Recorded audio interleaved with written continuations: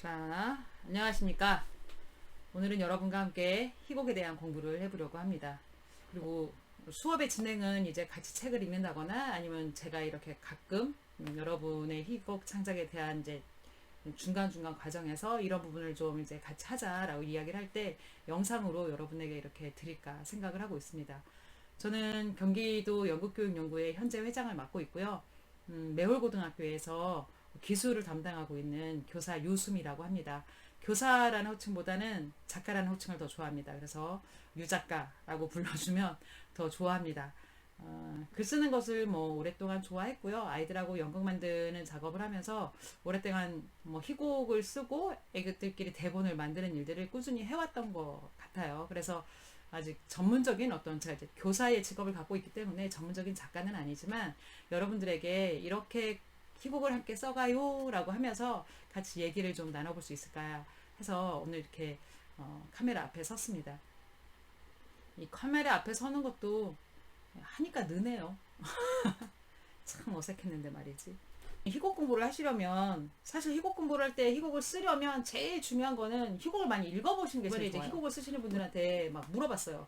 희곡 쓰는 공부를 해야 되는데 어떻게 하면 돼요? 어떤 거 준비하고 쓰세요? 라고 했을 때 많은 작가분들께서 그렇게 말씀을 하셨어요. 희곡을 많이 읽어. 희곡을 읽어봐야 돼. 그게 가장 커다란 재산이고 공부야. 이런 말씀을 하시더라고요. 그래서 복잡하고 어려운 이런 책들보다는 희곡에 대한 이야기들이 좀 많은 게 좋을 것 같아서 이 책을 여러분한테 추천을 드렸는데 이 책 희곡책은 아니에요.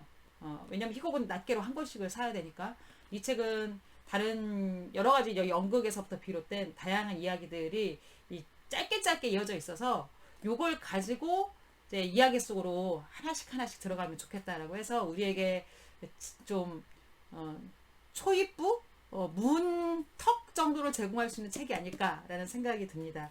그리고 이 책을 읽다가 조금 지나가면 좀 사실 연극을 희곡을 쓸 때 보면 모든 이야기들이 플롯이라는 이야기에 많이 이제 빠지게 되는데 인간의 마음을 사로잡는 20가지 플롯이라는 이 책이 있어요. 그리스부터 하늘 아래 여태까지 새로운 일은 하나도 없다라고 하잖아요. 대부분의 지금 우리가 보고 있는 많은 이야기들이 알고 보면 기존에 있는 플롯들이 다시 사용되고 있는 경우들이 많다는 거죠.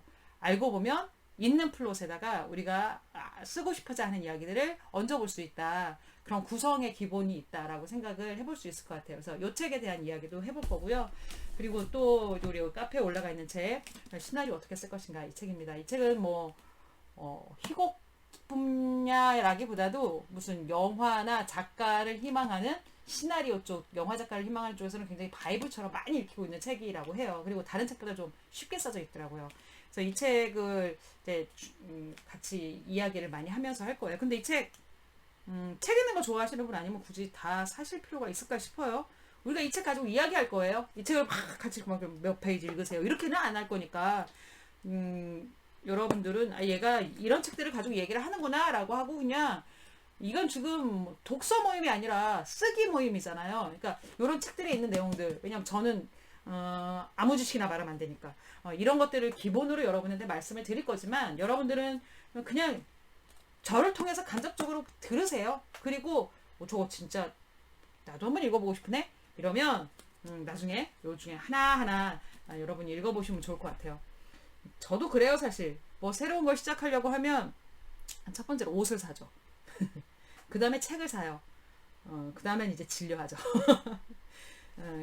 책을 사서 공부하는 게 어느 정도 새로운 것을 시작할 때 도움이 되긴 하지만 그것으로만 너무 용두사미사로 끝나버릴 수가 있으니까 책보다는 일단 직접 쓰는 거에 좀 집중하자라는 이야기에 앞서서 드립니다. 가장 먼저 우리가 생각해야 될 것은 무엇을 쓸 것인가, 즉 쓸 거리에 대한 고민인데요. 이 고민은 여러분들이 시나 소설을 쓸 때의 고민하고 좀 다르게 고민을 하셔야 됩니다. 시, 소설, 희곡 이 세 개가 문학의 3대 장르죠. 근데 이 중에서 시와 소설도 다르지만 희곡에 올려질 대본을 만들어내는 것이 바로 목적이거든요. 그러다 보니까 희곡을 쓰려면 연극에 대해서 알아야 돼요. 연극으로 공연된다는 것 이것은 또 무엇인가? 그렇다면 연극은 무엇인가를 또 생각을 해봐야 되는데 우리가 아주 비교하기 좋게 앞에 있는 소설과 소설을 읽을 때와 어떤 연극을 사람들이 볼 때 어떻게 다른지 한번 비교를 해볼게요. 배우와 관객이 만나는 극장에서 이루어지게 되죠. 그러니까 극장이라는 한 장소에서 이루어집니다. 독서는 아무 데서나 읽잖아요. 화장실도 가져가서 읽으니까. 그러니까 희곡은 어떤 하나의 장소에서 이루어지는 것이다라는 걸 여러분이 상상을 할 수 있어야 됩니다. 그리고 독서는 개개인이 읽고 그리고 읽다가 이렇게 접고 나누어서 여기서부터는 내일 읽고 그러다가 한 달 뒤에도 또 읽고 읽다가 앞부분 다시 읽을 수도 있고 이런 식으로 개개인이 나누어 읽거나 나머지를 미루었다 읽거나 이런 것이 됩니다. 그러나 연극은 그 집단을 대상으로 한꺼번에 전달해야 됩니다. 일단 집단을 대상으로 하는 것이 다른데요. 그러다 보니까 이 연극은 대중을 상대로 하는 다양한 어떤 정치적인 선동이라든가 아니면 이데올로기 또는 무엇인가를 이제 사람들에게 외치는 이런 것들에 많이 이용이 되어졌죠. 또 마지막으로 연극은 반복이 불가능해요. 일회성, 즉시성이라고도 하는데 똑같은 연극이 여러 번 뭐 5회, 10회 공연이 된다 하더라도 그 배우가 다르고 관객이 다르게 왔기 때문에 그 장면은 완전히 다른 장면이고 배우가 연기를 하더라도 매번 완전히 똑같은 영화처럼 막 완전히 반복되는 그런 연기를 할 수는 없거든요. 그리고 사람이 하는 일이다 보니까 이제 조명이라든가 음향 이런 것들도 매번 달라집니다. 그렇다 보니까 그래서 한 번밖에 볼 수 없다라는 거죠. 근데 책은 아니죠. 여러 번 읽잖아요. 그러다 보니까 어려우면 천천히 읽기도 하고요. 다시 읽기도 해요. 이건 내가 아직 읽을 수 있는 건 아닌 것 같아. 책꽂이 꽂았다가 다른 거 많이 공부한 후에 다시 읽기도 하죠. 근데 연극은 관객이 왔어요. 그 자리에서 모두에게 그거를 한 번에 전달해야 돼요. 나눌 수도 없고 다시 볼 수도 없어요. 그러니까 연극은 표현이 굉장히 친절해야 되겠죠. 그리고 의도한 그 희곡 작가와 연출가와 배우들이 의도한 바를 관객에게 완전히 온전히 전달되기 위해서 애를 써야 됩니다. 그렇기 위해서 만약에 슬픈 장면이야. 근데 관객들이 진짜 온전히 슬플 수 있도록 음향, 조명, 모든 것들을 뭐 배우의 연기 퍼붓죠. 관객이 그것을 온전히 느낄 수 있도록 도와주어야 합니다. 막 난해하거나 장황하거나 이러면 표현이 어려워요. 그리고 뭐 군더더기가 많거나 배우의 연기가 오해 소지가 있거나 이러면 안 되는 거죠. 전달하고자 하는 바를 굉장히 명확하게 전달해야 되는 게 바로 연극의 특징이라고 볼 수 있습니다. 뭐 독서와 비교해서 연극이 어떤 특징을 갖는지 좀 설명이 됐는데 이해가 되시나요?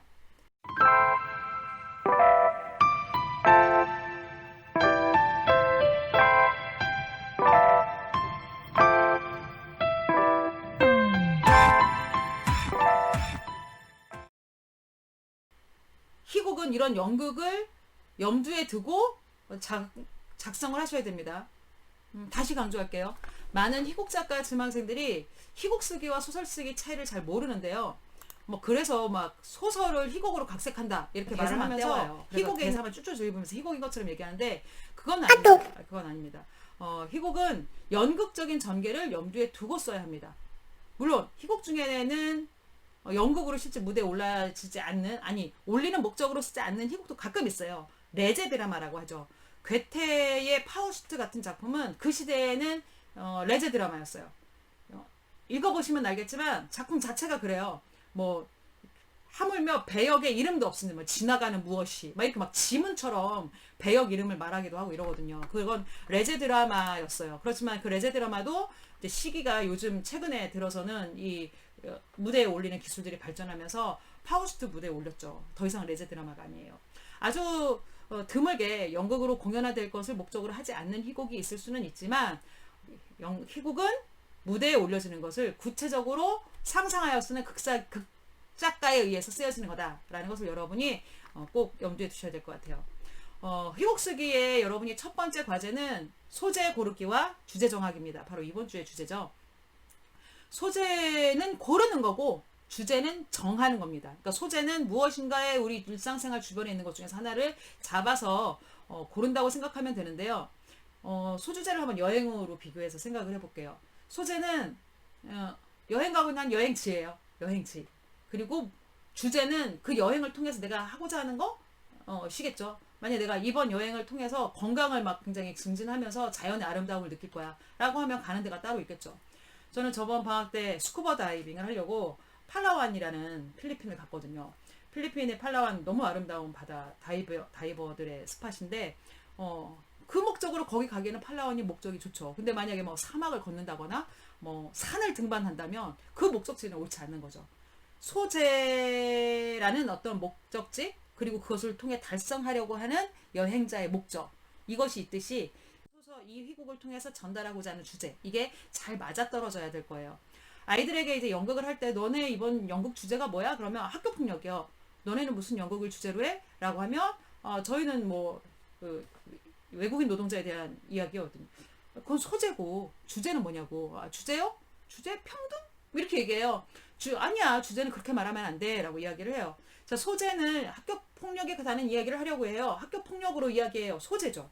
예, 그렇지만 주제는 명확한 문장으로 말할 수 있어야 돼요. 무엇은 무엇이다. 이렇게 말하냐에 따라서 학교 그 주제가 정해지는 거죠. 만약에 주제를 학교 폭력은 방관자들의 자세가 바뀌어야 해결될 수 있다 라고 정했다면, 학교 폭력에 대한 이야기와 이 이야기는 방관자들의 이야기로 흘러가야 되는 거죠. 만약에 학교 폭력은 가정에서 해결되어야 한다 라고 한다면 학교 폭력이 이루어지고 그 다음에 이 아이들의 가정 이야기가 드러나겠죠. 주제를 어떻게 잡느냐, 소재를 어떻게 잡느냐에 따라서 완전 이야기는 달라져요.